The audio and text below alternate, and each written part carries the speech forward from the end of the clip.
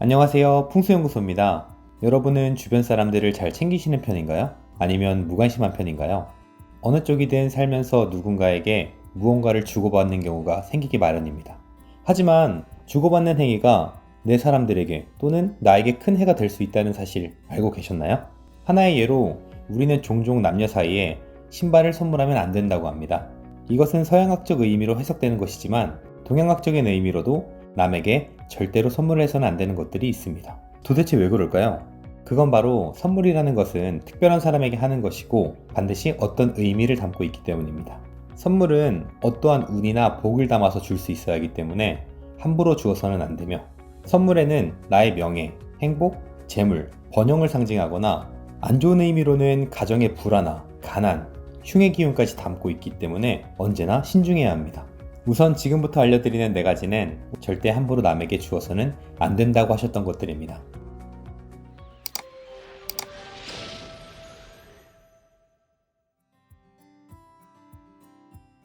첫 번째는 집에서 기르던 식물입니다. 식물은 나의 가정의 식구라는 의미입니다. 우리 조상님들은 집에서 기르는 수목은 식구라고 여기며 지냈습니다. 요즘 1인 가구부터 4인 가구까지 집에서 많이 기르고 있는 강아지나 고양이를 떠올리시면 더욱 쉬울 텐데요. 강아지나 고양이를 우리는 식구로 받아들이고 강아지나 고양이도 우리를 식구로 생각하고 따르기 마련입니다. 이처럼 식물 역시 살아있는 생명체이기에 동일하게 생각하셔야 합니다. 특히 이 식물이 많은 정성과 마음이 담긴 것이라면 이미 여러분과 가족처럼 동화가 돼 있기 마련입니다. 주변에서 사업을 시작할 때 금전수를 주고받는 경우가 있는데요. 이는 번창하길 기원하는 의미가 담겨 있습니다. 이와 마찬가지로 가정에 있는 식물은 여러분 가정의 화목운을 상징합니다. 이런 식물을 소홀히 여기거나 별거 아닌 일로 치부해버린다면 자칫 여러분 가정의 화목운이 깨질 수 있다는 걸 의미합니다. 혹여나 꼭 누군가에게 집에 있는 물건을 선물하셔야 한다면 본체가 아닌 일부 혹은 새로 돋아난 부분을 나누어서 선물을 해주셔야 합니다.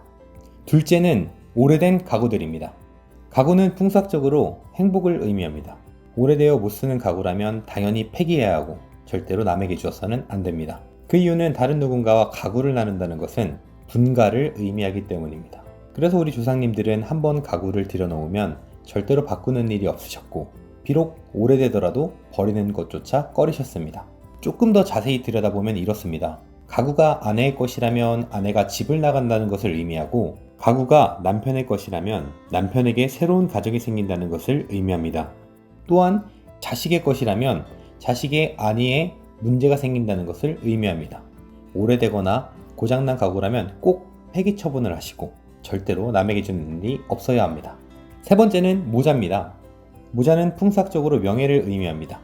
조선시대의 기본 법전인 경국대전에는 이렇게 나와 있습니다. 모든 사모는 그 관직에 따라 착용하는 차이를 달리하고 상을 당했을 때조차 이 격식은 엄격히 구분되어야 한다. 이처럼 예로부터 자신의 명예는 다른 누구와 함께할 수 없다는 것을 말하고 있습니다. 물론 현대에 와서는 패션에 따라서, 스타일에 따라서 다양한 모자들이 만들어지고 사용하고 있지만 과거 우리 풍수학에서는 사모가 바르고 갓을 착용함이 흐트러지지 않아야지만 명예운이 상승한다고 말하고 있습니다. 이처럼 모자를 자신의 명예로 생각하시고 언제든 흐트러짐 없이 소중히 대해주시기 바랍니다. 네 번째는 지갑입니다. 지갑은 재물운을 의미합니다. 돈을 많이 버신 분들의 얘기를 들어보면 언제나 돈을 상상하고 아껴주는 마음을 가지고 있습니다. 이는 무의식을 자극하고 연구하는 학문인 풍수학과 비슷합니다. 지갑을 주는 행위는 무의식 속에서는 남에게 여러분의 재물운을 주는 행위로 받아들여집니다. 그렇기 때문에 과거 우리 조상님들은 지갑을 비단으로 만들어 사용하였고, 또한 반드시 지갑에 자신만의 문양이나 자신만의 글들을 새기고 다녔습니다. 자신이 사용하던 오래된 지갑은 절대로 남에게 주어서는 안 됩니다. 아무리 새로운 지갑을 선물하더라도 부부나 가족이 아니라면 남을 무시하는 처사이므로 실례일 수 있습니다. 이 행동은 바로 내가 부자니까 내 재물운을 너에게 나눠줄게 라는 의미입니다. 가족과 같은 특별한 사이에서는 행복과 사랑이지만 남에게는 큰 신뢰가 되는 행위입니다. 또한 이는 여러분의 재물운이 다른 사람에게 나눠지고 빠져나가는 것을 의미하기 때문에 다른 사람에게는 선물하는 일은 없도록 해야 됩니다. 지금까지 절대로 남에게 주어서는 안 되는 물건들에 대해서 알아봤습니다. 주지 말아야 할 물건만큼이나 중요한 게 있는데요. 바로 절대 받아서는 안 되는 물건들입니다.